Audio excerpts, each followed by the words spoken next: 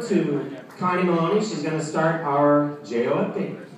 And this is kind of a repeat of what you just did, but you can see the other regions, what clubs were the program of the year for the different regions, and that we, the committee then elected or gave the final award, JO National Program of the Year, to North Stars Academy in New Jersey, and they were presented with their little memento at the championships last weekend.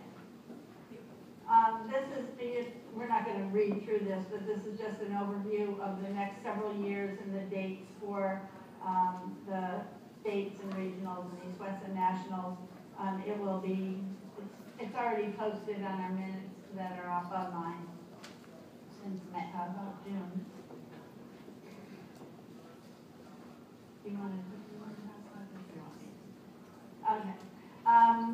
Just a reminder in terms of membership that any of the kids that have had competitive experience in any system, including the Excel program, must enter the JO program at level 4 or below, and then prove their competency as any of the other athletes have to do. We're going to kind of skip through this quickly, and let me just say that because it doesn't affect that many people, if you happen to have an athlete that is coming from another country, has had gymnastics experience in another country, or even possibly was a national team member of this other country, you need to go into the R&P. This section has had some changes, explains everything, and if you have any questions, please call Annie Heffernan, our JO program director at the national office, so that you follow the rules, especially in terms of FIG involvement with a national team member from another country. So I'm not, because it's too long and involved, and we have too much to go, and it doesn't affect that many people. Meet director updates. Please remember that we're concerned about the safety of the athletes. That's our prime concern. And that make sure that the vault runways are fastened to the floor with paper Velcro so there's no movement of the runway itself. And the other thing is we have problems with this every once in a while, that perhaps you're hosting a meet and another club is going to enter this meet that maybe took an athlete of yours, or you're having a little rift between the two clubs. If it's a qualifying meet that allows a kid to qualify to state, you cannot, it is not your meet. It is, you are working on behalf of your state USA Gymnastics Committee to host that meet. So you cannot deny anybody entry. If it's an invitational that has no qualification structure, they don't have to go to that meet to qualify, then you can invite anybody you want. But when you are hosting something that is through the ladder of progress qualification, then you cannot do that. And if you feel you can't do that, then don't host the meet. I just want to add that that also applies to the regional meet host, and they have to go to the regional board. So if you have any questions on that, give them a call. Awards and sanction meets.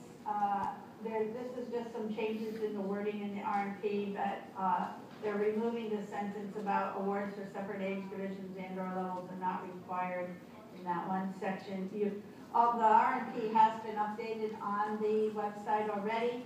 The one big change is we are not producing a book any longer, so if you want something hard copy, then you're going to have to just print it off your. The women's program was the only program that was kept doing this, so they finally just told us we need to do it the modern way and just have it on the computer.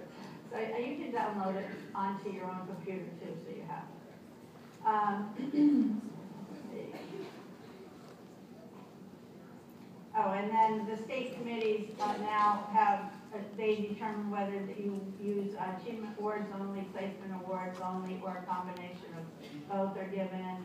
So this is just little changes, wording changes in the R&P.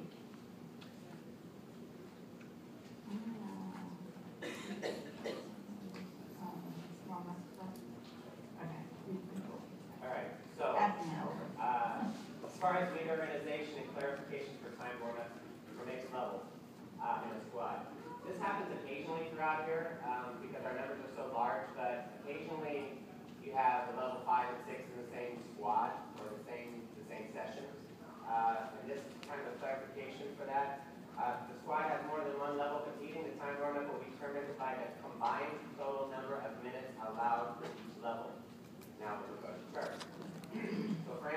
squad A, you have 10 gymnasts, and all of them are level 6s and 7s.